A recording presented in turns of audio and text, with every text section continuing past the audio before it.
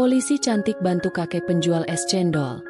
Tak terduga apa yang terjadi setelah itu bikin semua ternganga.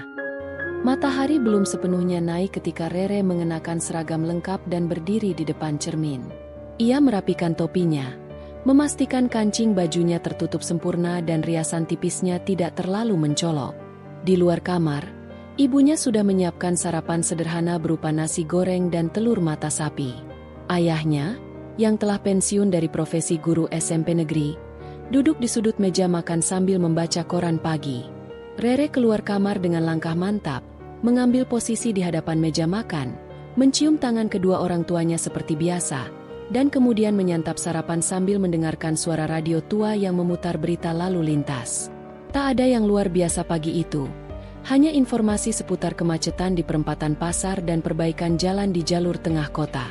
Setelah pamit, ia mengendarai motor dinas menuju lokasi tugas. Pos jaga tempatnya bertugas berada di perempatan Pasar Karangjati, kawasan padat aktivitas, terlebih di pagi hingga siang hari. Kendaraan berlalu lalang, klakson bersahutan, dan para pedagang sibuk membuka lapak. Di tempat itu, sudah setahun lebih Rere menjalankan tugasnya.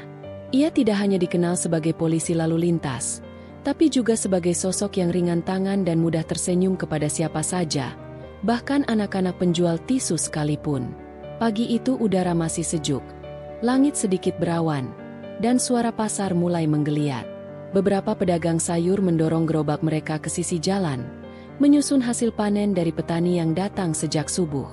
Di tengah hiruk-pikuk itu, Rere berdiri di pinggir jalan, meniup peluit untuk mengatur arus kendaraan yang mulai padat. Tangannya sigap memberi aba-aba, dan sesekali menyapa pengendara yang sudah dikenalnya. Tak jauh dari tempatnya berdiri, ada satu gerobak kayu tua yang ditarik oleh seorang lelaki lanjut usia. Gerobak itu terlihat rapuh, dengan ket yang terkelupas di beberapa bagian, dan roda kirinya mengeluarkan suara gesekan logam yang kasar. Di atasnya terdapat termos es batu, panci berisi santan, dan ember kecil berisi cendol berwarna hijau. Lelaki itu mengenakan kaos lusuh berwarna abu-abu, topi kumal, dan celana panjang yang sudah memudar warnanya. Dia adalah Pak Mamat. Rere sudah sering melihatnya, meski belum pernah benar-benar berbincang. Setiap pagi, Pak Mamat mendorong gerobaknya dari arah kampung belakang pasar menuju jalan raya, memilih posisi di trotoar tak jauh dari pos polisi. Biasanya ia berhenti di bawah pohon asam yang rindang, meletakkan bangku kecil dari plastik, dan duduk menunggu pembeli yang seringkali hanya datang sesekali. Pak Mamat tidak banyak bicara. Ia hanya duduk sambil sesekali membersihkan gelas plastik dengan air galon yang dibawanya. Terkadang ia mengipasi dirinya sendiri dengan kipas dari kardus. Senyumnya tipis, matanya sering terlihat lelah, namun wajahnya menunjukkan ketenangan yang tak mudah digoyahkan. Pagi itu, setelah jam menunjukkan pukul 9, Rere mengarahkan langkahnya ke trotoar tempat Pak Mamat biasa mangkal. Sambil berjalan, ia melirik ke sekeliling memastikan lalu lintas terkendali.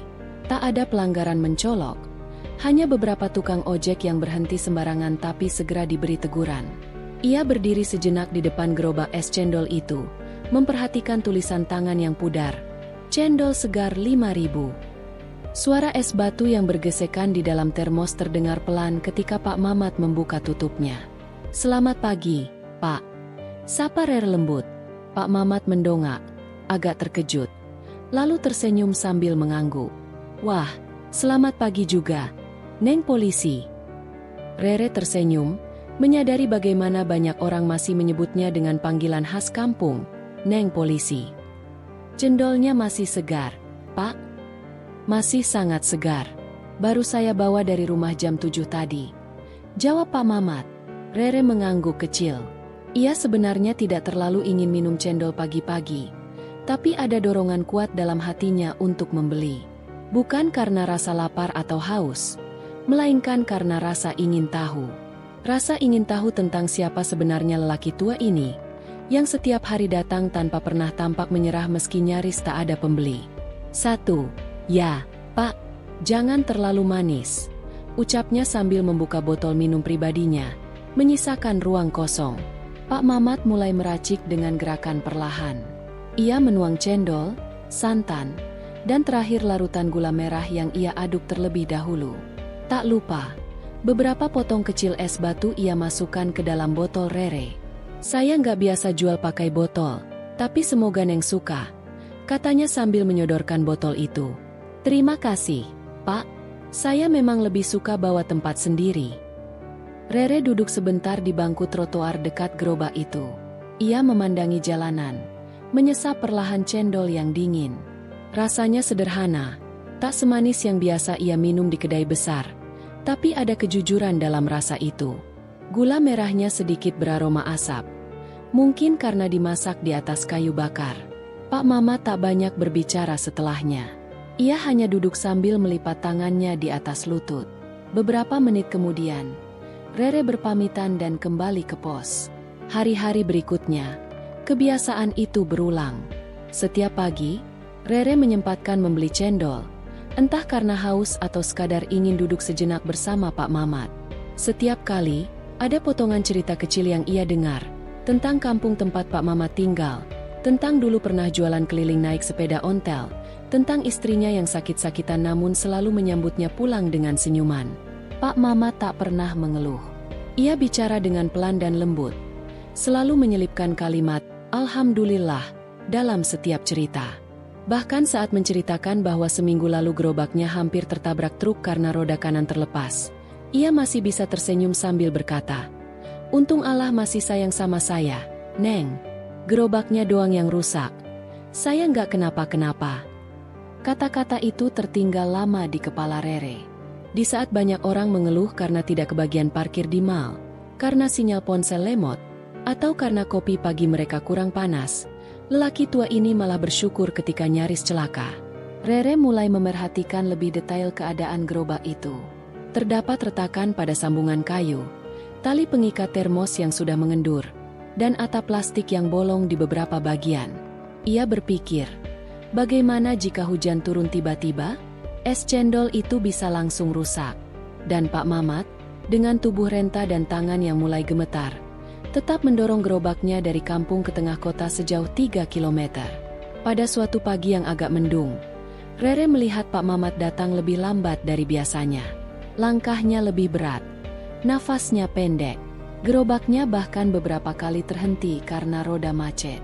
Rere menghampiri, kali ini tanpa basa-basi, langsung menawarkan bantuan mendorong gerobak hingga ke bawah pohon.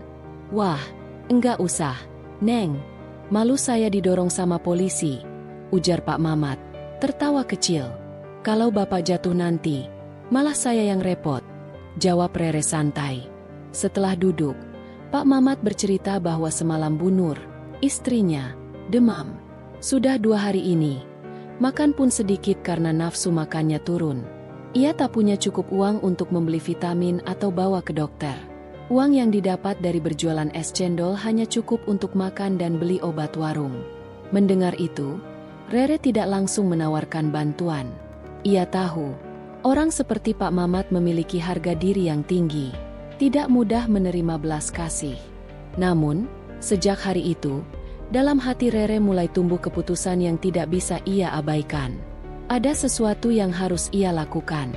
Bukan karena kasihan, bukan karena ingin jadi pahlawan, tapi karena merasa tak bisa membiarkan seorang lelaki tua sebaik itu terus dibiarkan sendiri menanggung beban. Beberapa hari kemudian, Rere mulai mencari tahu di mana rumah Pak Mamat. Ia bertanya secara tidak langsung, menyamar dalam obrolan ringan. Dari jawaban Pak Mamat, ia mengetahui bahwa rumah mereka berada di gang kecil belakang pasar. Rumah petak sederhana berdinding triplek dan beratap seng. Setelah tugas sore selesai, Rere tak langsung pulang. Ia berbelok ke arah gang yang dimaksud. Berjalan perlahan menyusuri jalan sempit. Beberapa anak bermain layangan di tepi got. Seorang ibu sedang menjemur pakaian. Dan aroma tumisan dari dapur-dapur kecil menyebar di udara.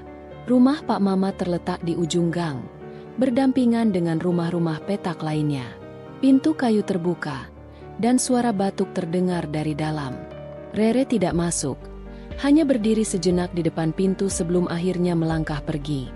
Di pikirannya, rencana-rencana kecil mulai terbentuk. Tapi ia tahu, langkah pertama harus sangat hati-hati. Terlalu cepat bisa membuat Pak Mamat menjauh. Terlalu lambat bisa membuat ia terlambat menolong.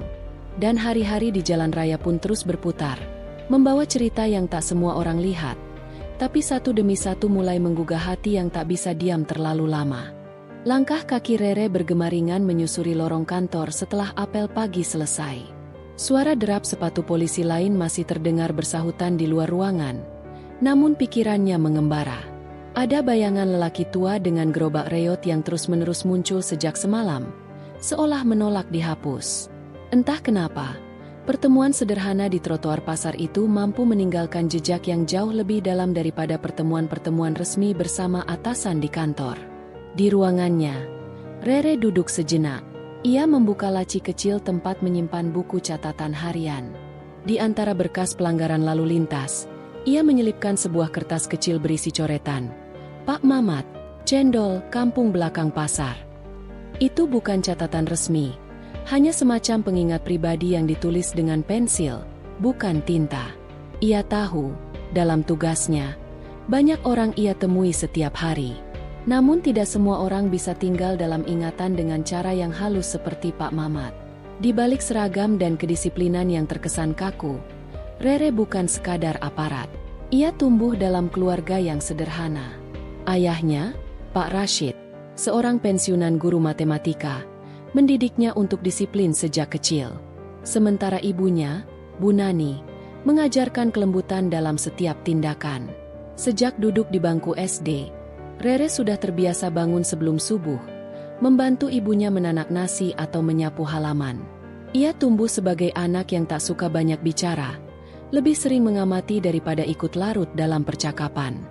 Cita-citanya menjadi polisi muncul bukan karena mengejar seragam atau ketenaran. Semuanya bermula dari peristiwa sederhana saat ia duduk di bangku kelas 3 SMP. Saat itu, ia menyaksikan seorang polisi wanita membantu seorang anak perempuan yang kehilangan dompet di terminal. Polisi itu tidak hanya membantu secara administratif, tapi juga dengan sikap yang membuat anak itu merasa aman dan tidak merasa bersalah. Sejak saat itu, Rere melihat seragam bukan sebagai simbol kekuasaan, tapi sebagai bentuk tanggung jawab dan pelindung. Kini, bertahun-tahun setelah peristiwa kecil itu, Rere berada dalam posisi yang dulu hanya bisa ia bayangkan. Ia memang tak selalu di tengah aksi besar atau penanganan kejahatan berat.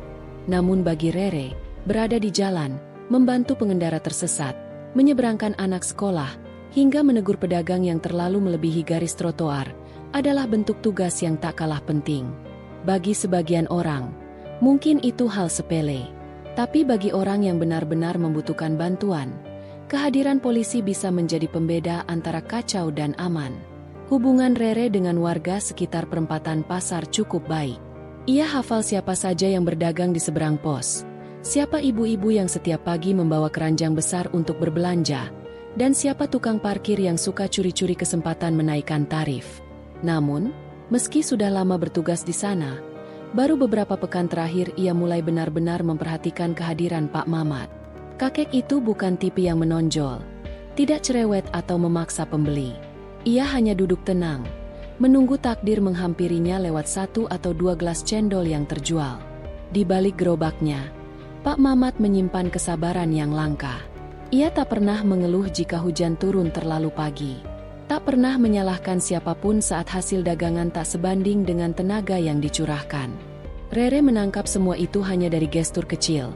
Cara Pak Mamat mengatur gelas, cara ia memandangi jalanan, dan bagaimana ia menyeka peluh dari keningnya tanpa suara. Suatu sore, sepulang dari tugas, Rere duduk di meja makan bersama ayah dan ibunya. Mereka menyantap tumis kangkung dan ikan asin, makanan sederhana yang sudah cukup mengenyangkan. Di sela makan, Rere bercerita soal Pak Mamat. "Pak, Bu, di depan pos jaga aku, ada seorang kakek jualan es cendol. Setiap hari dorong gerobak dari rumahnya yang lumayan jauh," ujar Rere, mengaduk nasi di piring. "Banyak ya, orang tua yang masih kerja begitu," sahut Bu Nani sambil menuang air putih ke gelas. "Iya, tapi yang ini beda, Bu. Aku nggak tahu kenapa. Tiap kali lihat dia duduk di trotoar, rasanya seperti ada sesuatu yang nggak bisa aku abaikan. Bukan karena kasihan. Lebih kayak, aku harus melakukan sesuatu. Pak Rashid menatap putrinya dengan ekspresi lembut. Kadang Tuhan mempertemukan kita dengan orang-orang seperti itu bukan karena kebetulan, Rere, tapi karena kita memang sedang diuji, mau mengabaikan atau mengambil peran. Malam itu, Rere tak langsung tidur. Ia duduk di depan jendela kamar, memandangi lampu jalan yang temaram. Angin menyapu tirai tipis, dan pikirannya terus memutar ulang potongan-potongan kecil dari pertemuannya dengan Pak Mamat. Keesokan paginya, ia datang lebih awal ke pos. Udara pagi masih basah oleh embun. Jalanan belum ramai. Ia berdiri sendirian di trotoar, memperhatikan arah datangnya gerobak cendol. Sekitar pukul 8:20, bayangan gerobak kayu mulai muncul di ujung jalan. Pak Mamat mendorong dengan langkah pelan, terhuyung sedikit saat roda tergelincir di lubang kecil. Rere segera berjalan menghampiri. Pak Mamat, pagi ini bawa es berapa termos? Tanya Rere ringan. Pak Mamat berhenti sejenak, mengatur nafas. 2, Neng. Yang satu masih setengah terisi. Kemarin enggak habis, jadi saya simpan di kulkas. Sayang kalau dibuang. Masih segar, kan? Insya Allah. Kalau sudah lewat 2 hari, saya buang. Cendol kalau sudah lewat batas, enggak enak di perut. Rere menawarkan untuk membantu mendorong gerobak. Namun Pak Mamat menolak dengan sopan. Ia tetap ingin mendorong sendiri. Akhirnya Rere berjalan di sampingnya hingga ke bawah pohon asam. Hari itu, tak banyak pembeli. Beberapa orang yang lewat hanya menoleh. Sebagian melanjutkan langkah tanpa berhenti. Rere duduk di bangku plastik sambil mencatat pelanggaran lalu lintas ringan. Sesekali ia melirik ke arah Pak Mamat, yang duduk sambil menggenggam lap kecil di tangan. Salah satu rekan Rere, Andi, menghampiri. Re, kamu sering banget beli cendol si kakek itu ya? Cendolnya enak. Bukan soal cendolnya, jawab Rere pelan. Orangnya istimewa. Andi tertawa kecil. Istimewa gimana? Dia dukun atau guru spiritual? Rere tersenyum tipis, lalu menggeleng. Istimewa karena masih bertahan. Karena masih punya semangat. Bahkan saat kebanyakan orang seusianya memilih duduk di rumah nonton sinetron.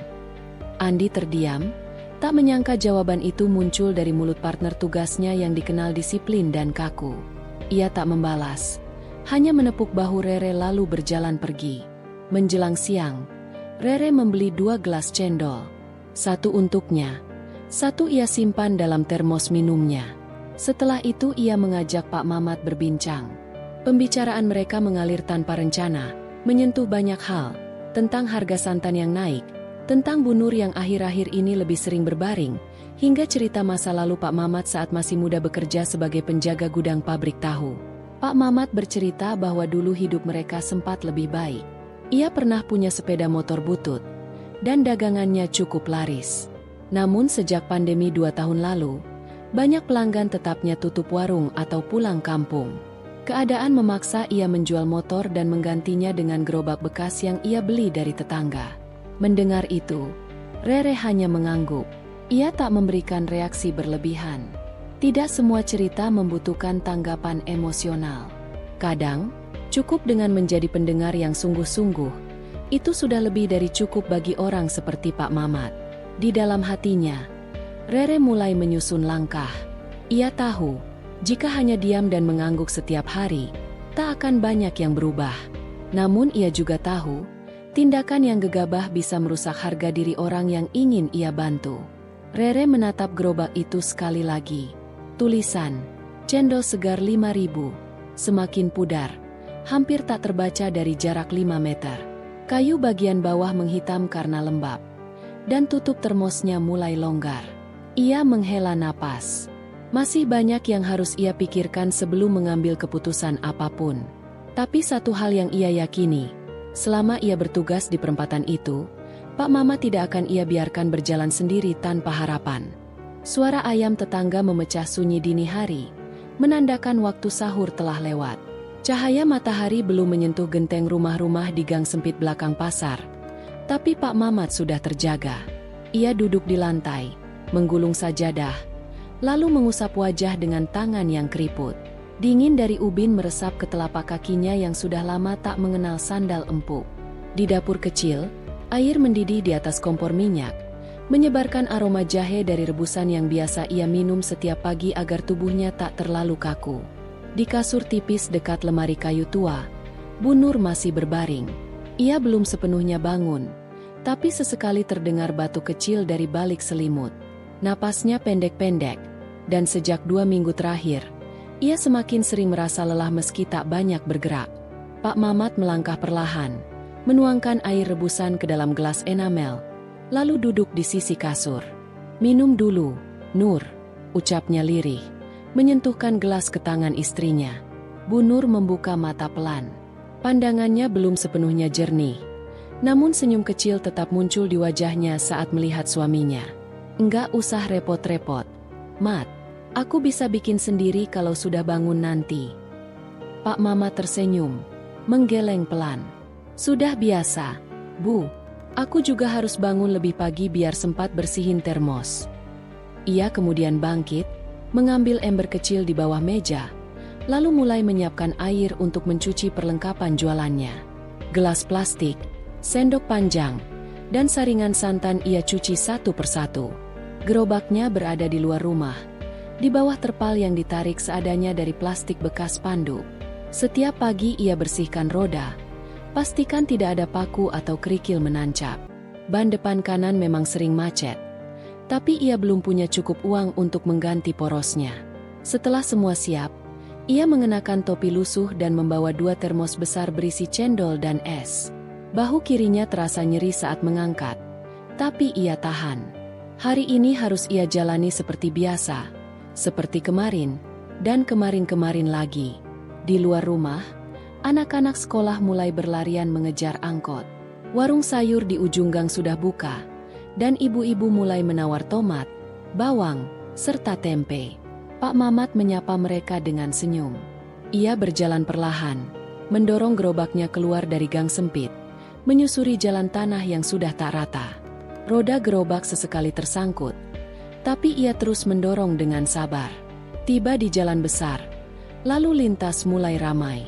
Motor saling menyalip, mobil klakson tak henti, dan suara pedagang kaki lima bercampur dengan pengamen yang mulai mengambil posisi di lampu merah. Pak Mamat menepi di bawah pohon asam besar di perempatan pasar. Tempat itu sudah menjadi wilayahnya sejak bertahun-tahun. Tak ada yang merebut, bukan karena takut, tapi karena memang tak banyak yang ingin berdagang di situ. Letaknya agak jauh dari pusat keramaian, dan tidak semua pengendara mau berhenti membeli es di tengah panas jalanan. Pagi itu, angin bertiup agak kencang. Pak Mamat merapikan penutup termos, mengatur gelas dan tutupnya, lalu duduk di bangku kecil dari kayu yang ia potong sendiri. Ia mengelap keringat, meski udara belum terlalu panas. Dari arah pos polisi, Rere tampak muncul dengan langkah tenang, memeriksa lalu lintas sambil meniup peluit pendek. Ketika mata mereka bertemu, Rere tersenyum kecil dan mengangkat tangannya. Pak Mamat membalas dengan anggukan sopan. Beberapa menit kemudian, Rere menghampiri gerobak, seperti hari-hari sebelumnya. "Pagi, Pak Mamat. Sudah siap jualan?" "Pagi juga, Neng. Siap. Walau belum ada yang beli." Rere membuka dompet kecil dari saku celananya dan mengeluarkan uang 10.000. "Saya beli 1, Pak, buat nanti siang." Pak Mamat dengan cekatan menuang cendol ke dalam botol plastik Rere. Gerakannya pelan, penuh kehati-hatian. Ia tak pernah menumpahkan 1 tetes pun. "Rasanya tetap sama?" tanya Rere. "Masih sama, insyaallah. Tapi kalau hari panas begini, gula merah cepat mencair. Harus segera diminum biar segar." Setelah menerima botol cendol, Rere kembali ke pos. Ia menyimpannya dalam lemari kecil, lalu duduk mencatat beberapa laporan harian. Dalam sela-sela kerjanya, pandangannya sesekali kembali ke arah Pak Mamat. Gerobak itu seperti tak berubah sejak pertama kali ia lihat. Diam, tua, dan hampir menyatu dengan jalanan. Hingga siang hari, tak lebih dari 2 orang yang datang membeli.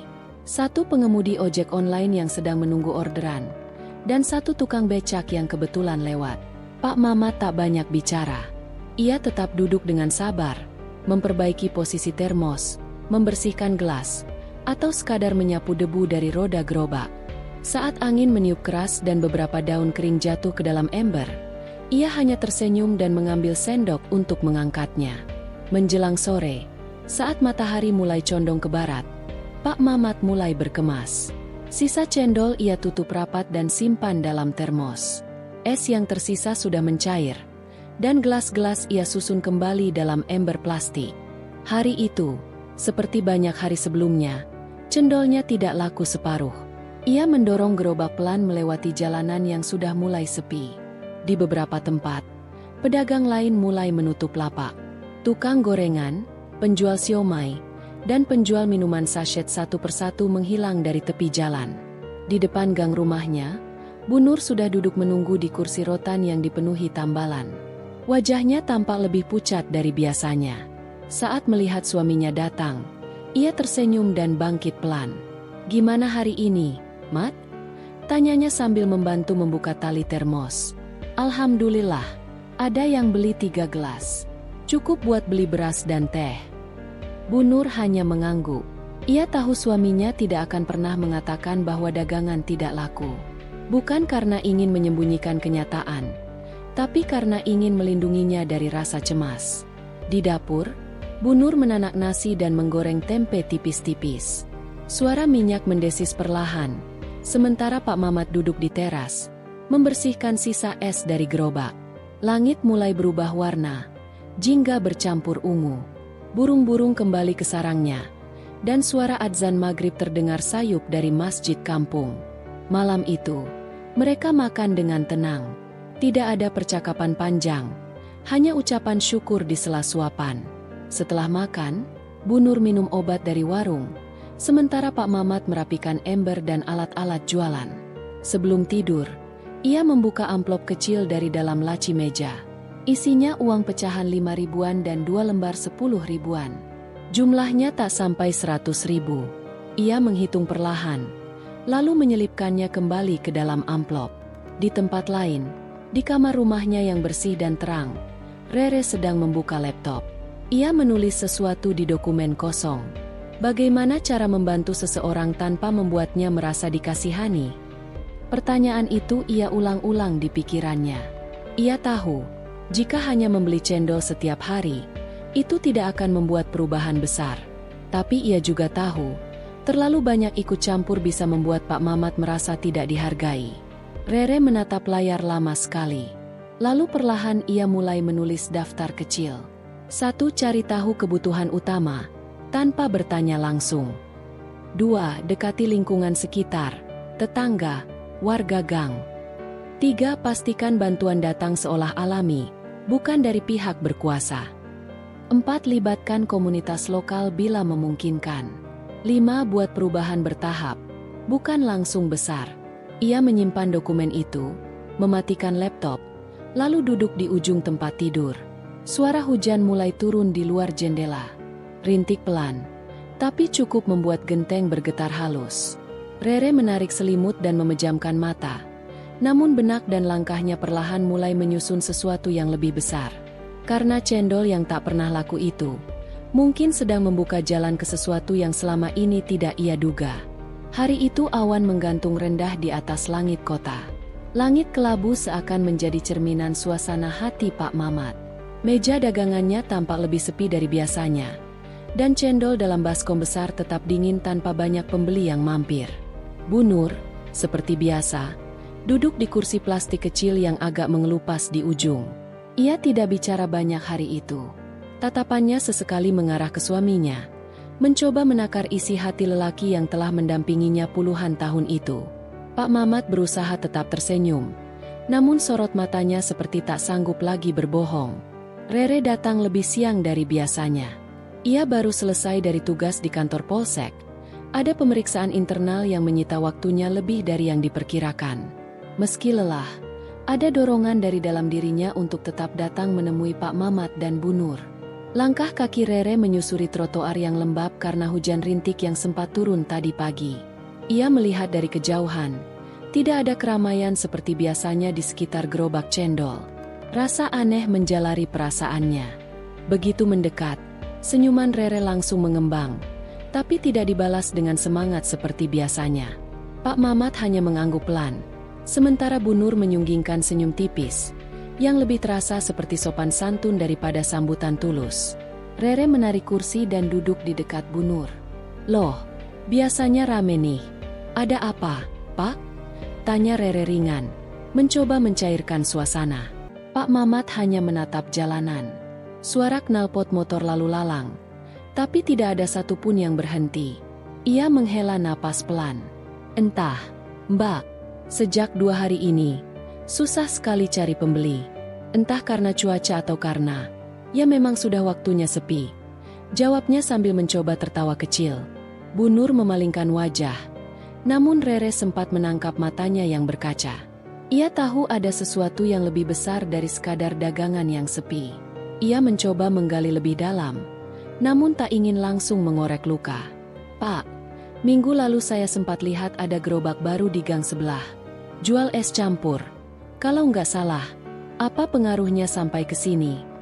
tanya Rere, lebih pelan. Pak Mamat mengangguk. Mereka lebih muda, tenaganya masih kuat. Harga juga sedikit lebih murah. Anak-anak sekolah yang biasanya beli ke sini, sekarang ramai ke sana. Suara Pak Mamat terdengar tidak kecewa, tapi pasrah. Rere terdiam sejenak. Ia merasa ada sesuatu yang harus ia lakukan, tapi belum tahu mulai dari mana. Bu Nur kemudian membuka suara. "Kami bukan iri, Mbak. Dagang itu memang rejeki-rejekian. Tapi rasanya kadang Tuhan sedang mengetes sabar kami terus-terusan." Kata-kata Bu Nur tidak mengandung keluhan, tapi berat. Berat seperti seseorang yang lelah memikul beban dalam diam. Rere memegang tangan Bu Nur yang dingin dan kurus. Ia tidak tahu harus menjawab apa. Hari itu, Rere tidak hanya membantu seperti biasa. Ia memilih tinggal lebih lama. Bahkan ketika matahari mulai merendah, ia tetap duduk di sana, menemani mereka meski tanpa kata. Beberapa orang lewat dan mengenali Rere sebagai polisi. Ada yang akhirnya mendekat, sekadar menyapa, dan karena sopan, mereka membeli cendol. Tapi tetap saja tidak sebanding dengan hari-hari sebelumnya. Di dalam hati Rere, mulai tumbuh tekad yang ia sendiri belum bisa pahami wujud nyatanya. Keesokan harinya, Rere kembali ke tempat itu. Namun ia tidak datang sendiri. Ia membawa rekannya, Bayu, seorang polisi muda yang juga baru ditempatkan di polsek yang sama. Bayu bertubuh tinggi dan murah senyum. Ia juga dikenal dekat dengan warga karena sifatnya yang suka membantu. Rere mengenalkan Bayu pada Pak Mamat dan Bu Nur, yang menyambutnya dengan hangat walau masih diliputi kemurungan. "Bayu jago bikin video. Pak, saya kepikiran. Gimana kalau kita bikin video tentang cendol Bapak? Biar lebih banyak orang tahu," kata Rere. Pak Mamat mengernyit. "Video? Kayak yang di internet itu, Mbak?" "Iya, Pak. Kita coba ya. Saya bantu promosikan juga. Kan lumayan. Siapa tahu bisa menarik pembeli lagi." Pak Mamat tak langsung menjawab. Ia menoleh ke Bu Nur yang juga tampak bingung. Namun akhirnya, dengan anggukan pelan, mereka setuju. Hari itu, Bayu mulai merekam. Ia ambil sudut-sudut sederhana. Pak Mamat sedang menakar gula merah cair. Tangan tuanya gemetar tapi teliti. Bu Nur menyusun plastik-plastik cendol sambil sesekali menatap pecahan es. Ada kehangatan yang terekam tanpa perlu disusun skenario. Semua berlangsung alami, sederhana, dan penuh ketulusan. Bayu mengedit video itu malamnya, dibantu Rere yang memberi narasi dengan suara lembut. Mereka memberi judul, "Es Cendol Pak Mamat, Manisnya Kehangatan di Tengah Kota." Video itu diunggah ke platform media sosial, lalu dibagikan di grup-grup komunitas lokal. Tidak ada yang menyangka, video itu mulai menyebar dengan cepat. Komentar-komentar positif bermunculan. Banyak yang menuliskan nostalgia masa kecil saat jajan cendol di sekolah. Ada pula yang terharu melihat pasangan lansia yang tetap semangat berjualan. Rere sendiri tak pernah menyangka bahwa inisiatif kecil itu akan mendapat sambutan hangat. 3 hari setelah video itu diunggah, Suasana di depan masjid tempat Pak Mamat biasa mangkal berubah drastis. Orang-orang datang bukan hanya untuk membeli, tapi juga untuk berfoto, menyapa. Bahkan ada yang datang dari luar kota hanya karena penasaran. Pak Mamat kebingungan. Ia sampai kewalahan melayani antrean yang terus mengular. Bu Nur yang biasanya hanya duduk, kini harus aktif ikut membantu melayani. Rere bahkan sempat memanggil 2 anggota Karang Taruna untuk ikut menjaga antrean agar tetap tertib. Sore itu, Rere duduk di sudut, memperhatikan semua yang terjadi. Ia senang, namun sekaligus cemas. Dalam hatinya, ia tahu bahwa ketenaran yang mendadak bisa berumur pendek jika tidak dijaga dengan baik. Ia mendekat ke Pak Mamat yang sedang menyeka keringat. "Pak, nanti kalau sudah mulai agak stabil, kita pikirkan cara biar Bapak nggak kecapean begini terus ya." Pak Mamat mengangguk, tapi tak bisa menyembunyikan senyumnya. "Saya nggak nyangka, Mbak. Saya pikir hari-hari saya berdagang bakal berakhir karena tak ada yang datang lagi. Tapi sekarang..." Matanya berkaca. Tangannya gemetar saat menerima uang dari pembeli berikutnya. Bu Nur menghampiri dan menggenggam tangan suaminya. "Kita belum selesai, Mat. Tuhan masih beri jalan." Sementara itu, dari kejauhan, Bayu mengambil gambar suasana yang ramai. Ia berniat membuat video lanjutan. Tapi sesuatu menarik perhatiannya. Ia melihat 2 pemuda berdiri di ujung gang, memperhatikan gerobak Pak Mamat dengan tatapan yang tidak biasa. Mereka bukan pembeli, tidak membawa dompet, tidak ada tanda ingin antre. Salah satunya tampak berbicara pelan dengan nada mendesak. Bayu mencatat wajah mereka dalam ingatannya. Sesuatu terasa tidak beres. Malamnya, Rere dan Bayu bertemu di pos polisi. "Kamu lihat juga tadi, Bey?" tanya Rere sambil menyeruput kopi. Bayu mengangguk.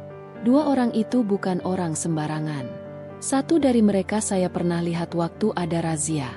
Dia pernah ikut kelompok yang suka narik uang keamanan dari pedagang di pinggir jalan. Rere meneguk napas dalam-dalam. Berarti mereka bisa jadi ancaman buat Pak Mamat. "Bisa jadi. Kita harus lebih waspada. Tapi jangan bikin bapak dan ibu panik dulu." Rere mengangguk. Ia mulai menyusun rencana di kepalanya. Hari-hari berikutnya, suasana di sekitar gerobak cendol Pak Mamat tetap ramai. Tapi Rere kini lebih sering terlihat berada di sekitar, meski tidak selalu berseragam. Ia menjaga dengan cara yang tidak mencolok, berbincang dengan pembeli, membantu menjaga antrean, dan sesekali mengecek kendaraan yang lalu lalang. Pak Mamat dan Bu Nur mulai bisa bernafas lega. Namun awan kekhawatiran mulai berkumpul di benak Rere. Ia tahu, tak semua orang senang melihat orang kecil berhasil. Dan ia bertekad, jika ada yang mencoba menyakiti pasangan lansia itu, maka ia akan berdiri paling depan untuk melindungi mereka. Dan tanpa mereka tahu, malam-malam berikutnya akan membawa percikan yang perlahan membakar ketenangan itu. Pak Mamat menatap selembar kertas di tangannya. Surat pemberitahuan dari kelurahan itu terasa begitu berat. Di antara huruf-huruf cetak rapi, terselip kalimat yang membuat jantungnya berdebar tak karuan. Penggusuran. Lapak es cendol yang selama ini ia kelola bersama Bu Nur akan ditertibkan minggu depan. Alasan mereka? Penataan ulang trotoar. Ia mendesah panjang. Sudah puluhan tahun ia menempati sudut itu, bukan hanya sebagai tempat usaha, tetapi juga sebagai saksi bisu perjalanannya dari pria muda yang penuh harapan menjadi kakek renta yang hanya mengandalkan kekuatan niat untuk terus berdiri. Bu Nur duduk di sebelahnya, diam. Tangannya menggenggam secangkir teh yang mulai mendingin. Sejak pagi, ia tidak banyak bicara. Di wajahnya ada kekhawatiran yang tak bisa disembunyikan. "Mat," ucapnya akhirnya, pelan. "Apa kita harus menyerah?" Pak Mamat menggeleng. "Belum, Nur. Belum sekarang." Hari itu, mereka tetap membuka lapak seperti biasa. Meski perasaan tak tenang, mereka menata gelas dan ember cendol dengan rapi. Seolah tak ingin menunjukkan bahwa dunia mereka sedang genting, mereka tetap menyapa para pelanggan dengan senyum. Namun siang itu, pelanggan tak seramai biasanya. Mungkin karena kabar penggusuran sudah menyebar. Orang-orang kadang melihat mereka dengan tatapan iba, Atau justru memilih melewati saja dengan alasan praktis, takut terseret masalah. Dari kejauhan, polisi Rere berjalan mendekat. Hari itu ia tidak mengenakan seragam lengkap, hanya rompi dan celana taktis. Langkahnya ringan, tapi wajahnya serius. Ia menyapa keduanya dengan senyum kecil. "Pak Mamat, Bu Nur, saya dengar kabar dari kelurahan," katanya sambil duduk di bangku kecil dekat lapak. "Saya minta maaf baru bisa datang." Pak Mamat tersenyum lemah. "Kami tahu Rere sibuk, Nak. Terima kasih masih mau datang." Rere membuka map berisi salinan surat penggusuran. Ia membaca cepat, lalu menatap mereka. "Masih ada celah," katanya. "Di sini disebutkan bahwa jika lokasi itu memiliki izin lingkungan dari warga sekitar dan tidak mengganggu akses jalan, bisa diajukan peninjauan ulang." Bu Nur menatap Rere dengan tatapan penuh harap. "Tapi siapa yang mau peduli, Rere? Kami cuma orang kecil. Nggak ada yang dengerin. Kalau ibu dan bapak menyerah, siapa yang akan bertahan?" sahut Rere. "Izinkan saya bantu. Saya akan coba kumpulkan tanda tangan warga dan bantu ajukan surat keberatan." Selama 2 hari ke depan, Rere bekerja tanpa lelah. Ia datang ke rumah-rumah warga di sekitar lokasi lapak. Beberapa warga menyambut baik dan langsung menandatangani surat keberatan. Mereka mengaku merasa terbantu dengan adanya lapak es cendol yang selama ini menyegarkan hari-hari mereka. Bahkan, beberapa pedagang kecil lain ikut menandatangani dengan harapan semangat Pak Mamat bisa menguatkan mereka juga. Namun tidak semua berjalan mulus. Ketua RT setempat, Pak Rukman, tidak menyambut Rere dengan baik. Saat Rere datang untuk meminta dukungan, Pak Rukman mengerutkan dahi. "Maaf, Rere, tapi saya ikut aturan. Surat dari kelurahan sudah jelas." "Pak Rukman," kata Rere tenang, "Pak Mamat bukan orang yang menyalahgunakan lahan. Selama ini tidak pernah mengganggu siapapun. Bahkan, beberapa anak yang pulang sekolah sering dia beri gratisan." "Ya, tapi saya harus tegas. Kalau saya dukung Pak Mamat, nanti yang lain ikut-ikutan. Lalu kita salahkan yang pertama karena yang lain bisa ikut." Rere balas dengan nada tenang, tapi menusuk. Pak Rukman terdiam, tapi tetap tak mau menandatangani. Malam harinya, Pak Mamat menatap bintang dari teras rumah kontrakan kecilnya. Rere datang membawa hasil kumpulan tanda tangan yang berhasil ia dapatkan. "Sudah lebih dari 30 orang mendukung," katanya sambil menyerahkan dokumen itu. "Besok saya bantu antarkan ke kelurahan." "Kenapa kamu melakukan semua ini, Rere?" tanya Pak Mamat pelan. "Kamu bukan keluarga kami. Kamu punya banyak urusan." Rere tersenyum. "Bapak pernah bantu saya waktu saya kecil. Ingat saat saya terjatuh di jalan karena sepeda saya rusak? Bapak yang pertama kali lari dan tolong saya. Bapak ajak saya duduk di lapak ini, kasih saya air minum, tenangkan saya. Waktu itu saya nggak ngerti, tapi sekarang saya tahu, kebaikan sekecil apapun pantas dibalas." Pak Mamat mengangguk perlahan. "Jadi kamu masih ingat?" "Masih, dan saya nggak akan lupa," jawab Rere mantap. Keesokan paginya, suasana di kelurahan begitu sibuk. Rere duduk di ruang tunggu sambil menggenggam erat dokumen yang ia bawa. Setelah menunggu hampir 1 jam, ia akhirnya dipanggil masuk ke ruangan kasih terantip. Petugas itu membaca surat keberatan yang diajukan, lengkap dengan daftar tanda tangan. Ia tampak ragu sejenak, lalu berkata, "Kami akan pertimbangkan, tapi tetap harus dilakukan survei lapangan lagi." Rere mengangguk. "Kami siap." Hari survei tiba. Petugas kelurahan datang bersama perwakilan Satpol PP. Pak Mamat dan Bu Nur menyambut dengan hati tenang. Mereka menunjukkan bagaimana lapak mereka tidak mengganggu jalur pejalan kaki. Bahkan, tetangga lapak, yaitu pemilik toko pulsa dan penjual siomay, menyatakan tidak keberatan. Namun di tengah peninjauan, sebuah mobil SUV hitam berhenti. Dari dalamnya turun seorang pria dengan kemeja rapi. Ia adalah Pak Rinto, pengusaha pemilik ruko di ujung jalan. Ia menatap Pak Mamat dengan tajam, lalu berbicara pada petugas. Saya tidak setuju lapak ini tetap di sini. Saya sudah ajukan izin perluasan tempat parkir di sekitar trotoar ini. Kalau lapak ini tetap berdiri, saya tidak bisa membangun akses masuk. Semua mata tertuju pada pria itu. Rere maju, berdiri di antara petugas dan Pak Rinto. Pak Rinto, izin perluasan itu kan belum keluar. Sementara Pak Mamat hanya meminta untuk tetap berjualan di tempat yang selama ini dia jaga, tanpa merugikan siapapun. Pak Rinto menyeringai. Saya punya surat rekomendasi dari orang dalam. Dan saya punya bukti dukungan masyarakat yang merasa terbantu oleh Pak Mamat. Termasuk pedagang lain, warga sekitar, dan bahkan anak-anak sekolah. Petugas kelurahan tampak canggung. Kami akan laporkan ini ke atasan dulu. Rinto tidak puas, tapi tak bisa memaksa. Ia naik ke mobil dan pergi begitu saja. Hari itu berakhir dengan ketidakpastian. Namun Pak Mamat dan Bu Nur merasa tidak sendiri. Dukungan dari warga dan semangat dari Rere telah membangun tembok keberanian dalam hati mereka. 3 hari kemudian, surat keputusan dari kelurahan datang. Isinya menyatakan bahwa lapak es cendol Pak Mamat boleh tetap beroperasi selama tidak memperluas area dan menjaga kebersihan. Bu Nur menangis saat membaca surat itu. Tangannya gemetar, seolah tak percaya perjuangan mereka tidak sia-sia.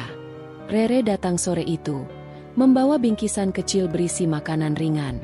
Ia tersenyum melihat pasangan suami istri itu berseri-seri. Kalian menang, katanya singkat. Pak Mamat menatap Rere, lalu menggenggam tangannya erat. Kamu bukan cuma polisi, kamu cahaya di tengah gelap kami. Namun diam-diam, Rere tahu, urusan belum sepenuhnya selesai. Pak Rinto belum menyerah, dan tekanan dari pihak-pihak tertentu mungkin akan kembali datang. Tapi untuk sementara, mereka menikmati kemenangan kecil itu. Kemenangan yang lahir dari keberanian orang-orang sederhana yang menolak untuk diam. Matahari mulai condong ke barat, meninggalkan bayang-bayang panjang yang bergerak perlahan di sepanjang trotoar Pasar Cikur. Kios es cendol Pak Mamat masih berdiri tegak. Meskipun hari itu jumlah pembeli menurun drastis. Tak banyak yang tahu, Pak Mamat dan Bu Nur tengah digelayuti rasa gelisah yang tak mudah dijelaskan.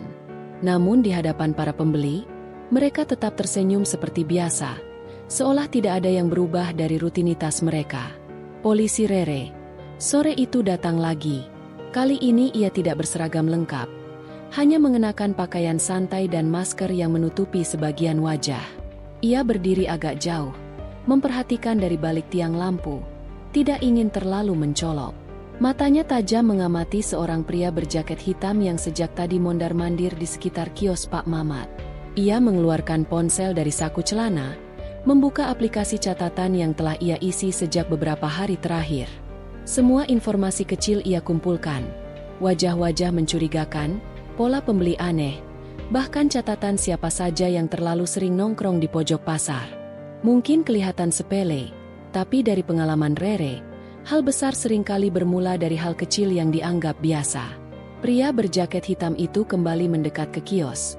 Kali ini pura-pura membeli cendol. Namun sorot matanya tidak tertuju pada minuman itu, melainkan pada gerobak tempat uang hasil dagangan disimpan.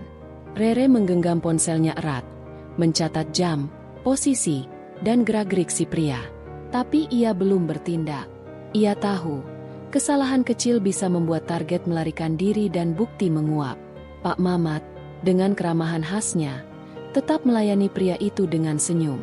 Ia bahkan memberikan porsi es cendol sedikit lebih banyak dari biasanya. Lagi panas, Mas. Tambah esnya biar adem, ucapnya sambil menepuk-nepuk tutup gerobak. Si pria hanya mengangguk, lalu membawa cendol itu ke sisi lapak, duduk di kursi plastik yang disediakan. Tapi matanya tak lepas dari gerobak. Rere mencatat lagi, jam 16.45, target duduk menghadap gerobak, tangan kanan menyentuh saku celana sebelah kiri 2 kali. Dari kejauhan, datang seorang remaja laki-laki dengan helm separuh terpasang di kepala. Ia menghampiri pria berjaket itu, dan keduanya berbicara sebentar. Lalu si remaja menyerahkan sesuatu. Rere mengaktifkan fitur kamera jarak jauh dan berhasil menangkap adegan itu dari sela-sela tiang lampu. Beberapa menit kemudian, keduanya pergi, berjalan perlahan ke arah utara pasar. Rere tetap di tempatnya. Baru beberapa saat kemudian ia bergerak ke arah kios. "Pak Mamat, semuanya baik-baik saja, ya?" tanyanya sambil melepas masker. Pak Mamat tersenyum, meski terlihat sedikit heran. "Loh, Mbak Rere dari tadi di sini?" "Dari tadi," jawab Rere pendek. "Yang beli barusan." "Kenal, Pak. Baru lihat. Tapi aneh juga. Dia bilang ini pertama kali kesini tapi nyebut nama saya." Rere mengangguk. Dalam hatinya mencatat itu sebagai bukti baru. Hari-hari berikutnya, Rere memutuskan untuk menyamar. Ia menyewa lapak kecil tidak jauh dari tempat Pak Mamat. Mengaku menjual jus buah segar. Dengan kerudung sederhana dan kacamata besar. Tak seorang pun di pasar itu menyadari bahwa penjual jus baru itu sebenarnya seorang polisi. Dari pagi hingga sore, ia berjaga. Ia mencatat siapa saja yang berinteraksi dengan Pak Mamat, siapa yang mengelilingi lapak namun tak membeli, siapa yang muncul berulang dalam seminggu. Ia bahkan menyiapkan alat penyadap kecil yang ia tanamkan di bagian dalam gerobak saat Bu Nur dan Pak Mamat istirahat. Sementara itu, Bu Nur mulai merasakan ada yang janggal. Dalam 2 minggu terakhir, penghasilan mereka menurun drastis. Padahal, jumlah pembeli masih tetap sama. Setelah dihitung, selisihnya terlalu jauh. Ia mencoba menghitung ulang, mencatat tiap uang masuk dan keluar, tapi tetap saja tak seimbang. Ia mulai curiga, namun tak berani bicara kepada Pak Mamat karena tak ingin menambah beban pikiran suaminya. Di tempat lain, Rere mengamati cuplikan rekaman dari alat penyadap. Beberapa kali terdengar suara halus seseorang membuka laci gerobak saat Pak Mamat sedang melayani pelanggan. Gerakannya cepat, nyaris tak terdengar, tapi suara gemerincing koin dan gesekan tumpukan uang tak bisa disembunyikan. Dalam salah satu rekaman, terlihat tangan kurus dengan bekas luka di pergelangan menggapai uang. Rere mengenali tangan itu. Remaja dengan helm separuh yang pernah menyerahkan sesuatu pada pria berjaket hitam. Rere menyusun laporan diam-diam. Ia tak ingin melibatkan kantor dulu, karena belum ada bukti kuat untuk membawa kasus ini secara resmi. Ia ingin menangkap pelakunya langsung, di tempat. Malam itu, ia menghubungi 2 rekannya yang bisa dipercaya, Rino dan Dinda, yang juga polisi muda seangkatannya. Mereka sepakat untuk melakukan pengawasan penuh dalam beberapa hari ke depan. Pada hari keempat, pukul 15.32, kamera Rere menangkap momen penting. Remaja itu datang lagi, kali ini tanpa helm. Ia berdiri terlalu dekat ke gerobak saat Pak Mamat sibuk melayani pembeli. Tangannya menyelinap cepat, membuka laci, mengambil segepok uang kecil, lalu pergi begitu saja sambil membawa cendol yang belum dibayar. Rino yang berjaga dari sisi lain pasar segera mengikuti dari belakang. Dinda yang menyamar sebagai pembeli mencatat plat motor yang diparkir di dekat warung makan. Rere segera menyalakan alat rekam suara. Ia mengikuti pelan dari belakang, memastikan bahwa anak itu tidak menyadari bahwa ia diikuti. Saat tiba di gang sempit di belakang pasar, remaja itu bertemu lagi dengan pria berjaket hitam. Uang diserahkan. Lalu keduanya berjalan ke arah rumah tua yang sebagian dindingnya sudah runtuh. Rere memberi isyarat lewat walkie-talkie. 3 menit kemudian, mereka bertiga mendekati rumah itu dari arah berbeda.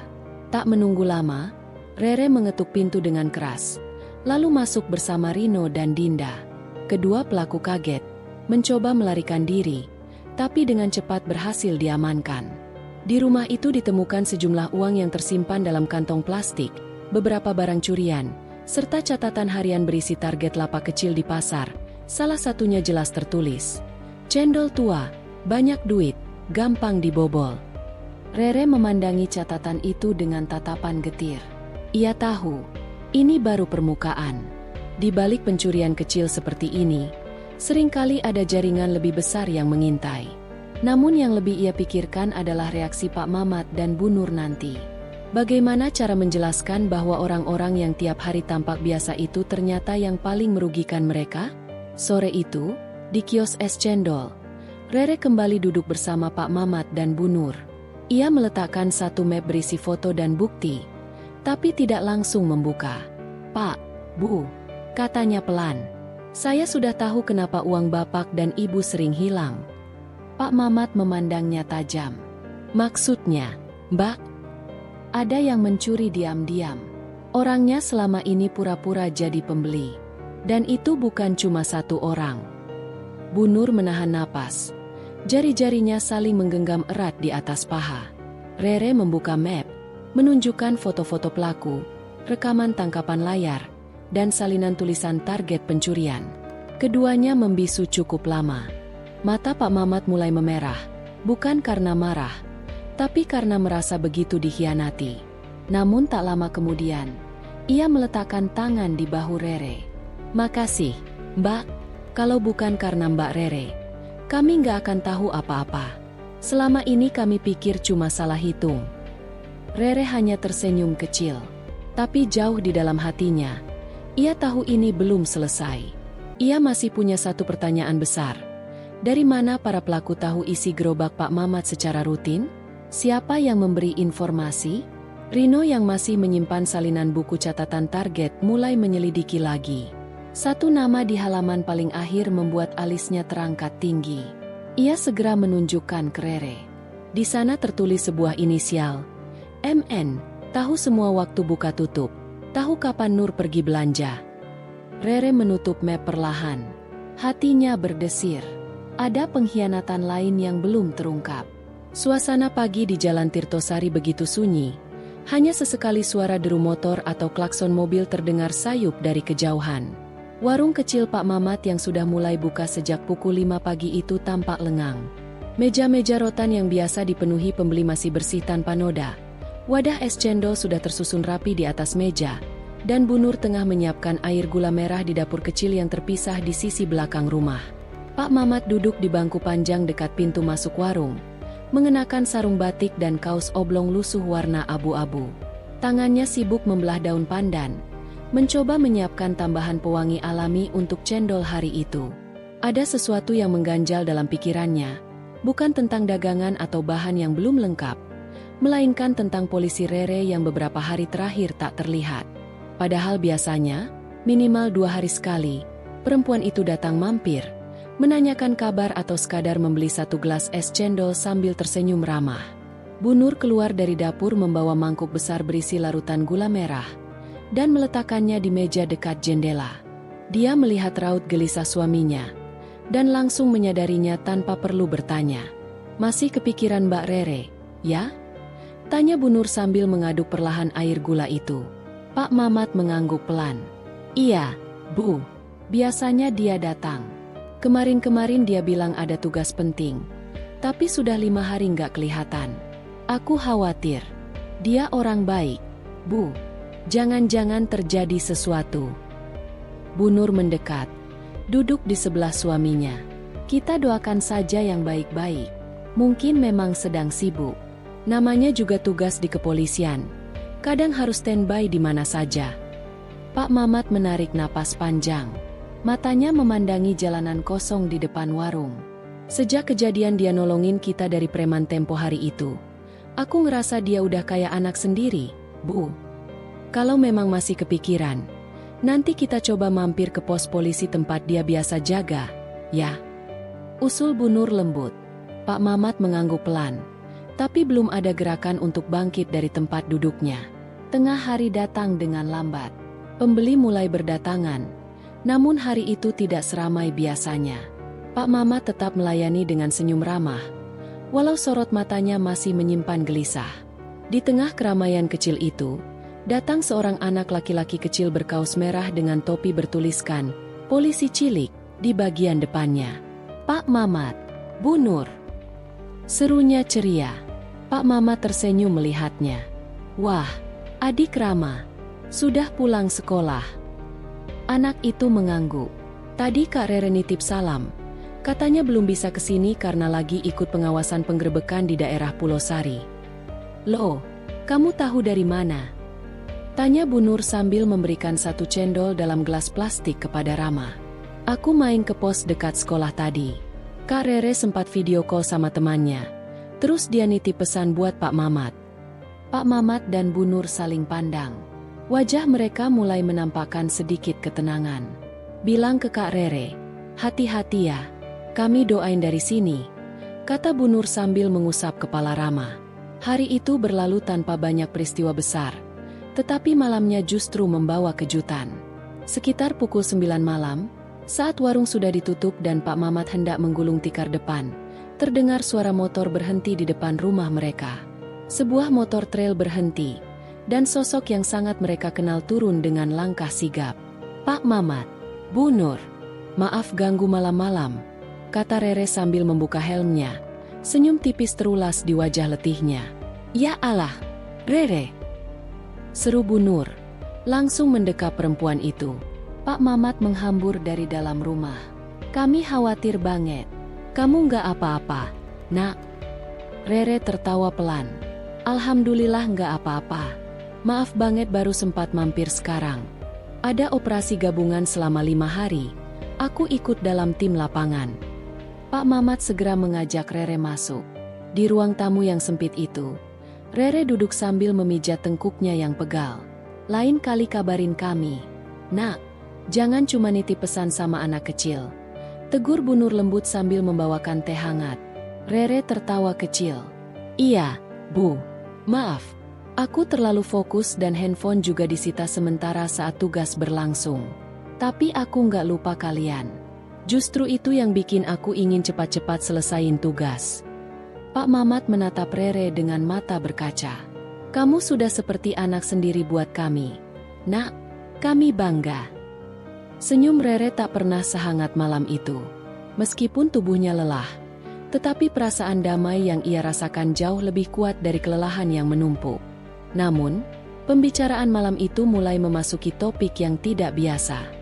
Rere tampak menunduk beberapa kali.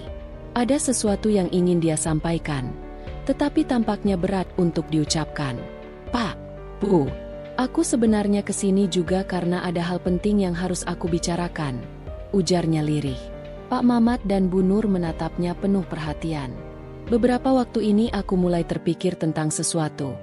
Tentang masa depan, tentang tugas, dan tentang hidup yang lebih dari sekadar patroli dan razia. Mereka masih diam menanti lanjutan. Aku merasa, aku ingin melakukan sesuatu yang lebih bermakna.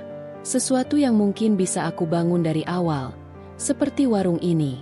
Mungkin bukan dalam bentuk bisnis, tapi sesuatu yang bisa membawa manfaat nyata dan jangka panjang buat masyarakat kecil. Pak Mama terlihat sedikit bingung. Maksudmu, kamu ingin berhenti jadi polisi? Rere menggeleng pelan. Bukan berhenti, tapi mungkin akan pindah jalur. Masih di lingkup pengabdian, tapi lebih ke program sosial. Ada tawaran dari lembaga di Jakarta, tapi aku belum tahu harus ambil atau tidak. Bu Nur menggenggam tangan Rere. Nak, apapun pilihanmu, kalau niatnya baik, insya Allah hasilnya juga baik. Pak Mamat menambahkan, tapi jangan terburu-buru. Pikirkan matang-matang. Kami cuma bisa kasih pandangan dari sisi orang tua. Percakapan itu bergulir hingga larut malam. Tak ada keputusan yang dibuat saat itu. Tapi malam itu menjadi malam yang mempererat ikatan batin antara ketiganya. Besok paginya, saat matahari belum naik sempurna, Rere pamit. Dia harus kembali ke markas untuk briefing lanjutan. Namun sebelum pergi, ia memandangi warung Pak Mamat sejenak, lalu mengangguk kecil seperti sedang meneguhkan tekadnya. Hari-hari berikutnya berjalan agak berbeda. Rere mulai jarang muncul. Bukan karena lupa, tetapi memang banyak yang harus dipikirkan. Sementara itu, Pak Mamat dan Bu Nur menjalani aktivitas seperti biasa, namun tanpa menyadari bahwa mereka akan menjadi bagian dari keputusan besar yang tengah dipertimbangkan Rere. Di minggu ketiga bulan itu, seorang pria berpakaian rapi datang ke warung Pak Mamat. Ia memperkenalkan diri sebagai Pak Joko, perwakilan dari yayasan tempat Rere sedang mempertimbangkan bergabung. Ia datang bukan tanpa sebab, tapi membawa pesan khusus dari Rere. Pak Mamat, Bu Nur, katanya sambil tersenyum sopan. Rere ingin mengajak bapak dan ibu jadi bagian dari gerakan sosial yang sedang dirintisnya. Pak Mamat dan Bu Nur saling pandang. Sama sekali tidak menyangka. Apa maksudnya gerakan sosial? Tanya Pak Mamat. Pak Joko mengeluarkan sebuah map berisi proposal. Di dalamnya tergambar rencana pembangunan sebuah komunitas kecil dengan pusat UMKM rakyat, pelatihan kerja gratis untuk lansia dan pensiunan, serta layanan makanan murah berbasis sosial di mana hasil keuntungan tidak dimiliki pribadi, melainkan dikembalikan ke masyarakat. Rere ternyata ingin menjadikan warung es cendol Pak Mamat sebagai cikal bakal tempat itu. Dia bilang, warung ini punya makna kuat dalam hidupnya, kata Pak Joko. Tempat ini jadi awal ia merasa bahwa pekerjaannya sebagai polisi bukan sekadar seragam dan perintah, tapi tentang menyentuh hidup orang lain. Pak Mamat terdiam. Matanya mulai berkaca. Bu Nur memegang tangan suaminya. Mas, ini mimpi yang terlalu indah untuk kita tolak. Pak Mamat mengangguk. Ia tidak berkata-kata lagi. Perjalanan Rere belum selesai. Namun benih perubahan sudah ditanam. Dan semuanya dimulai dari sebuah warung kecil di pinggir jalan. Dari sepasang suami istri lansia yang tak menyangka hidup mereka akan ikut berubah karena satu pertemuan tak terduga dengan seorang polisi muda. Sinar matahari pagi menelusup di antara celah-celah dedaunan, membentuk pola-pola halus di sepanjang trotoar. Suasana pasar yang mulai sibuk menandakan hari telah dimulai. Kios-kios menggeliat bangun dari tidur panjangnya. Dan aroma khas pagi mulai menyatu antara harumnya roti panggang dari sudut toko kue, aroma tanah basah, serta uap cendol yang baru matang dari gerobak Pak Mamat. Polisi Rere berdiri tidak jauh dari sana. Seragamnya tetap rapi, wajahnya tenang seperti biasa. Namun matanya pagi itu menyimpan sesuatu yang lain, sebuah niat. Dia mengamati gerobak cendol milik Pak Mamat dari jauh. Melihat bagaimana pria tua itu tampak bersusah payah membuka pelindung plastik dan merapikan gelas-gelas plastik bening di rak kayu kecil.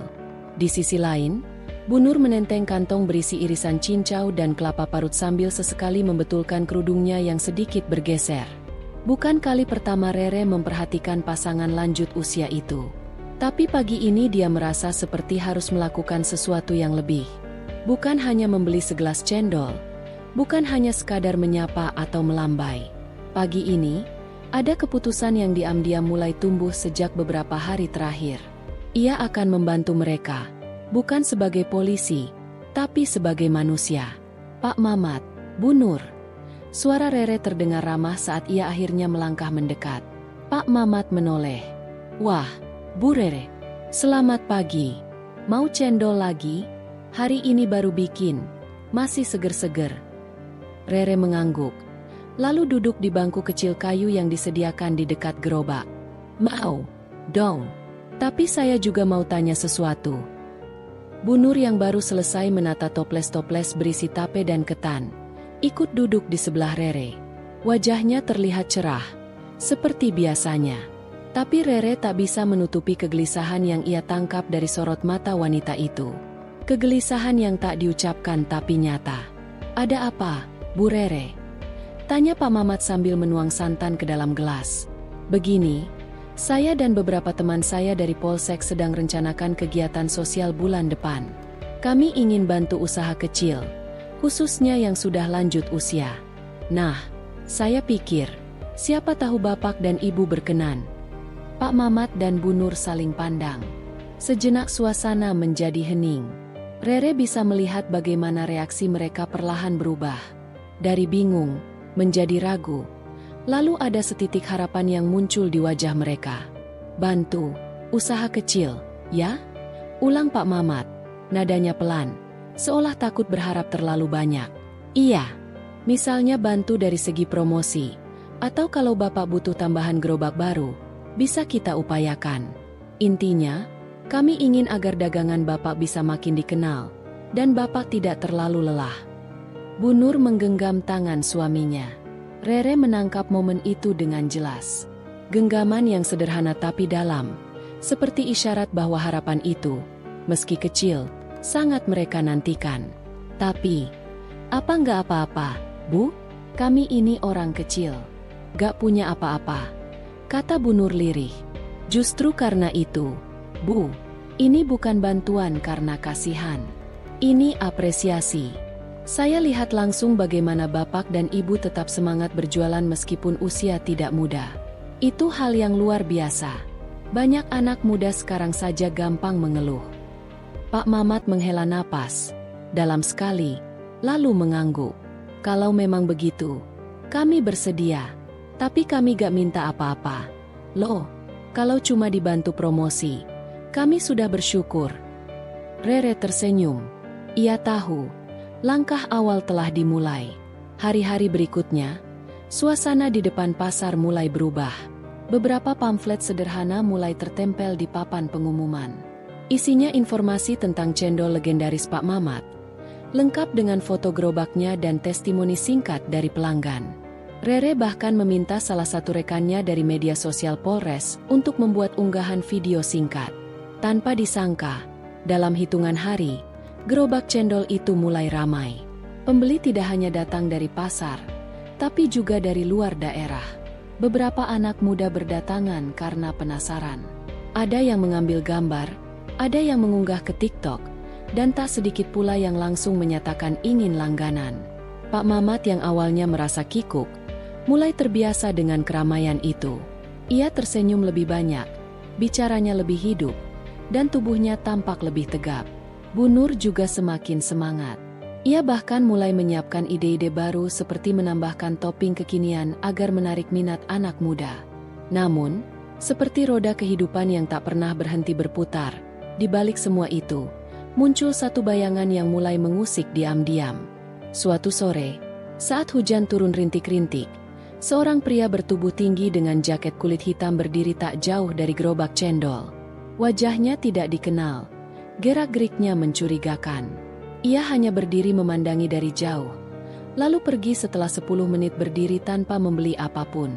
Rere yang sedang patroli malam hari mendapat laporan dari penjual gorengan dekat gerobak. Ia tidak langsung menyimpulkan apa-apa, tapi instingnya mengatakan, ada sesuatu yang tidak beres. Keesokan harinya, ia mendatangi gerobak lebih awal. Pak Mamat sedang membersihkan kaca gerobak, sedangkan Bu Nur menjemur plastik-plastik pembungkus. Rere duduk di kursi yang sama seperti hari-hari sebelumnya, tapi kali ini tanpa senyum. Pak Mamat, Bu Nur, ada orang aneh yang sempat mengamati gerobak Bapak kemarin. Pernah lihat orang asing berdiri lama-lama di sekitar sini? Pak Mamat mengernyit. Kemarin? Waduh, saya gak sadar, Bu. Soalnya sore itu saya lagi ke belakang beli es batu. Bu Nur mengangguk pelan. Saya ingat, ada pria yang kelihatan kayak orang asing. Tapi saya kira cuma pengunjung biasa. Rere mencatat semua itu di pikirannya. Ia tak ingin menciptakan kepanikan, tapi ia juga tak bisa diam. Dalam diam, ia mulai menyusun pengamanan lebih ketat. Ia meminta petugas ronda malam untuk sesekali mengecek area sekitar, dan ia sendiri mulai menyempatkan datang lebih awal. Hingga akhirnya, hal yang ditakutkan itu datang lebih cepat dari dugaan. 3 malam kemudian, gerobak Pak Mamat ditemukan dalam keadaan berantakan. Toples-toples pecah, plastik es berserakan, dan beberapa uang receh tercecer. Tidak ada yang mencuri gerobaknya, tapi jelas sekali, ini bukan angin yang membuat semuanya kacau. Pak Mamat duduk lemas di trotoar pagi itu, menatap sisa dagangannya yang kini menjadi serpihan. Bu Nur menangis tertahan. Tangan tuanya gemetar sambil memunguti pecahan kaca. Rere datang berlari dengan wajah penuh amarah. Ia langsung memanggil unit forensik dan mengambil rekaman CCTV dari toko sebelah. Meski belum jelas, bayangan pria berjaket hitam sempat rekam melintas sebelum semua itu terjadi. Hari itu, suasana berubah drastis. Warga pasar yang biasanya sibuk lalu lalang, kini banyak yang berdiri mengelilingi. Mereka bersimpati, beberapa membantu membersihkan, lainnya hanya terdiam. Namun dari kejadian itulah, semangat Pak Mamat justru semakin menyala. Ia tidak meminta belas kasihan. Ia tidak mengeluh. Ia hanya berkata satu hal kepada Rere yang membuat hati wanita itu bergetar. Kami sudah tua, Bu Rere, tapi kami belum selesai berjuang. Rere mengangguk. Baginya, kalimat itu bukan hanya bentuk keteguhan. Itu adalah janji. Maka ia pun bersumpah dalam hati, siapapun yang mengganggu ketenangan dua orang tua itu, tidak akan ia biarkan begitu saja. Langit pagi itu terlihat sedikit muram, seolah ikut menyerap segala kecamuk perasaan yang menumpuk di hati Bu Nur. Sejak kejadian malam sebelumnya, Ia hampir tidak bisa tidur. Sepulang dari rumah sakit tempat Pak Mamat dirawat, pikirannya tidak bisa tenang. Bayangan Pak Mamat yang berusaha tersenyum di balik infus, dengan mata lelah menahan rasa sakit di punggungnya, terus membayangi. Ia duduk di tepi ranjang, memandangi dinding kamarnya yang kosong. Di sudut ruangan, termos air panas berdiri diam, tak disentuh sejak ia pulang. Padahal biasanya ia menyeduh teh manis sebelum tidur. Tapi malam itu, yang ia seduh hanyalah diam dan rasa gelisah. Sementara itu di tempat berbeda, Rere baru selesai melakukan briefing pagi di kantor polisi tempatnya bertugas. Tangannya masih mencatat agenda harian saat pikirannya kembali melayang pada kabar terakhir tentang Pak Mamat. Setelah bertahun-tahun bertugas di lapangan dan menangani berbagai kasus kriminal, Rere merasa keterlibatannya dengan keluarga Pak Mamat adalah hal paling manusiawi yang ia alami selama ini. Bukan karena es cendol yang manis, bukan pula karena kisah haru yang mendadak viral, melainkan karena rasa tulus yang tumbuh tanpa ia sadari. Di sela pekerjaannya, Rere sempat membuka pesan suara dari salah satu anak buahnya yang ia tugaskan untuk mengawasi gerobak cendol Pak Mamat selama beliau dirawat. Pesan itu sederhana. "Bu Rere, tadi pagi beberapa pembeli datang lagi. Gerobaknya masih kami jaga, dan uang hasil penjualan yang kami kumpulkan sudah lebih dari cukup untuk kebutuhan rawat inap hari pertama." Rere membalas pesan itu dengan senyum yang tak sempat terlihat oleh siapapun. Ia menghela napas panjang lalu menyandarkan diri di kursi. Hatinya berkata, semua ini belum cukup. Ada sesuatu yang belum selesai. Dan ia tahu, apapun itu, akan membawanya lebih dalam ke dalam kisah yang melibatkan lebih dari sekadar niat membantu. Di rumah sakit, Pak Mamat duduk bersandar di tempat tidur. Lengannya masih terpasang infus, tapi wajahnya sudah jauh lebih segar dibanding hari sebelumnya. Di kursi sebelahnya, Bu Nur menyuapkan bubur hangat dengan perlahan.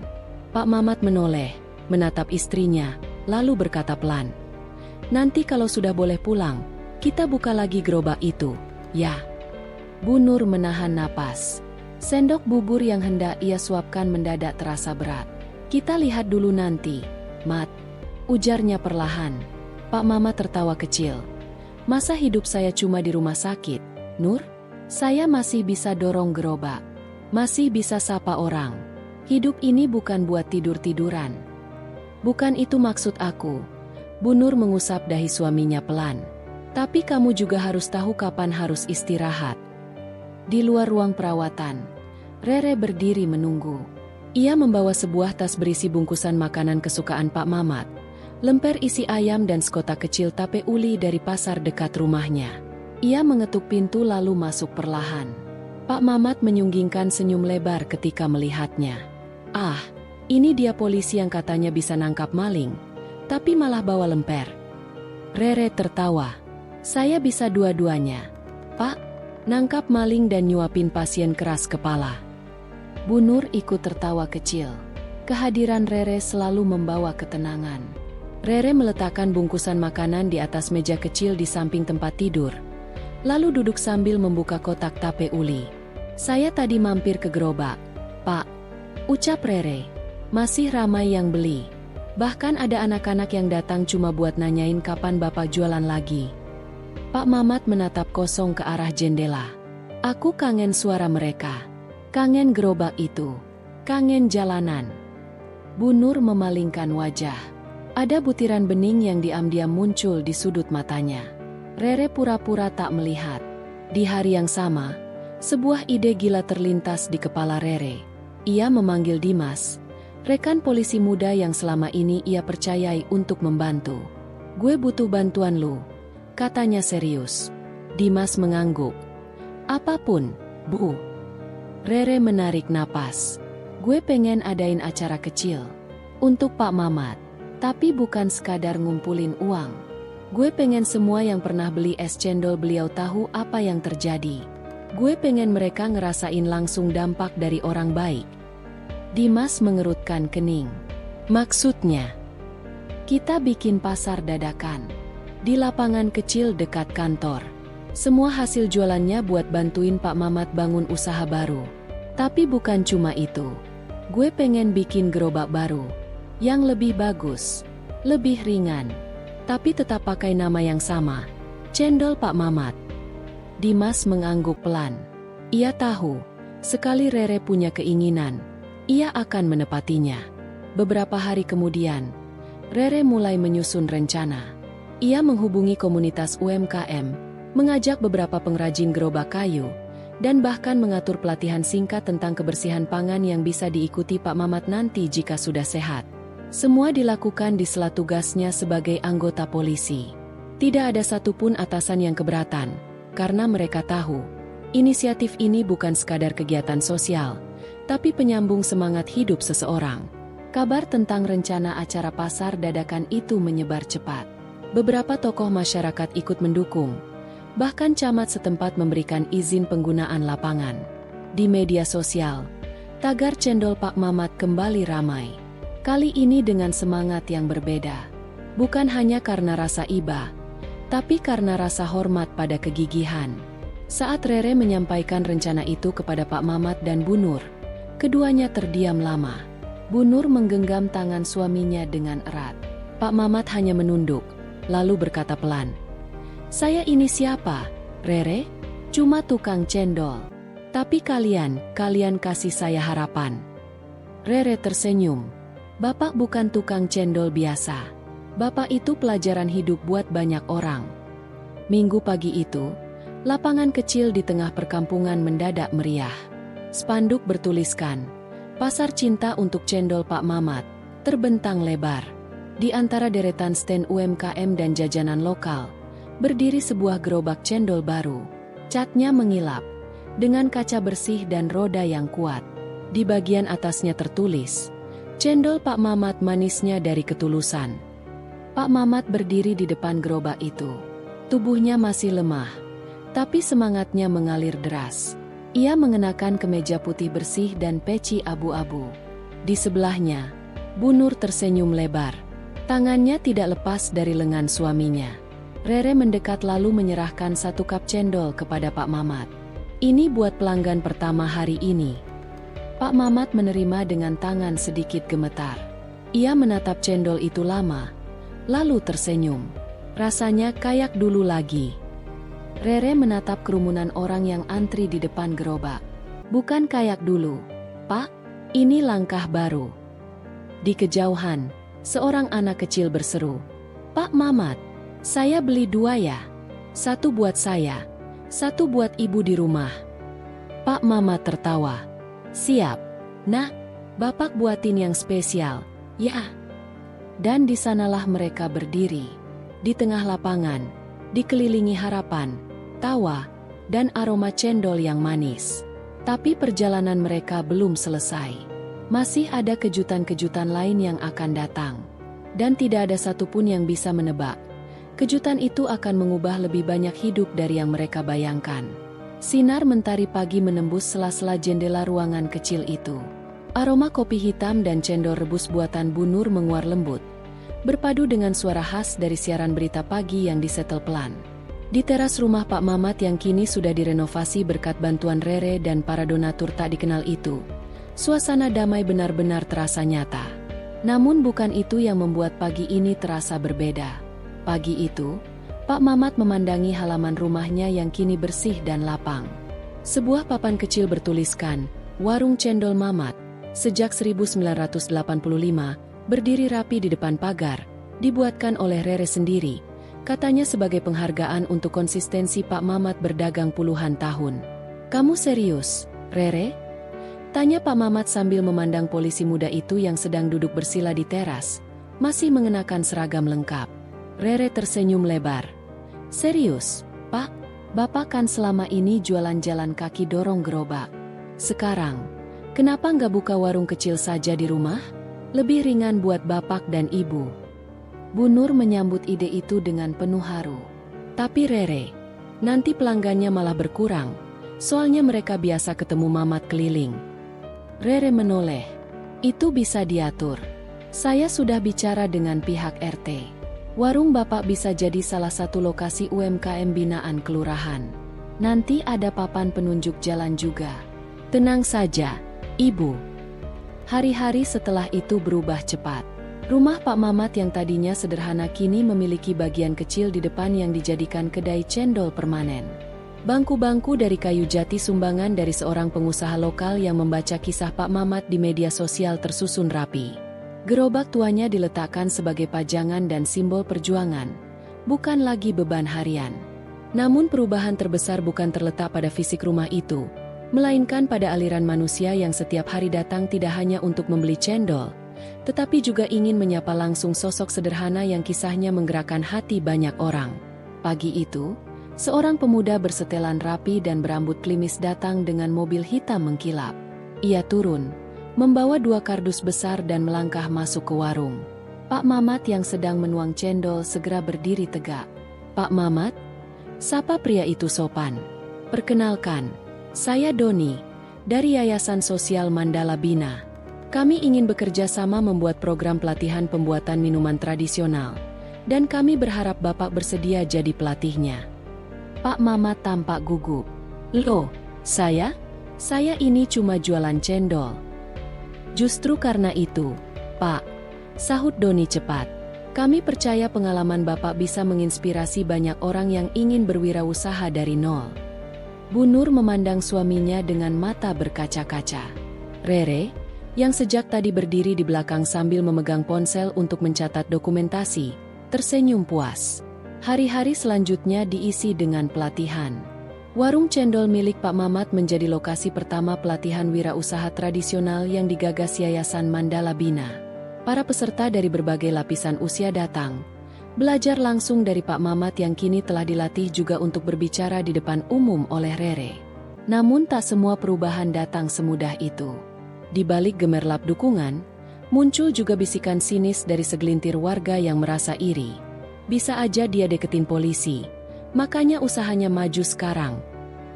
Dulu kita juga jualan, tapi kok nggak dibantu begitu?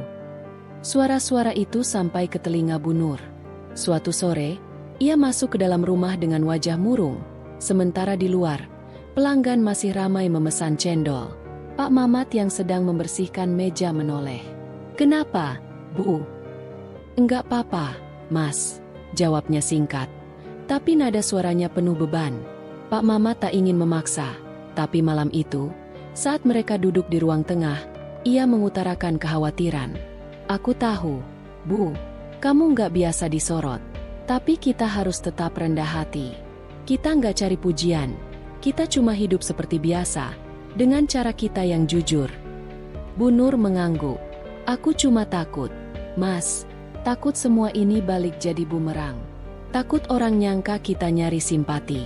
Padahal kamu tahu sendiri, kita cuma nerima kebaikan dari Rere dan yang lainnya."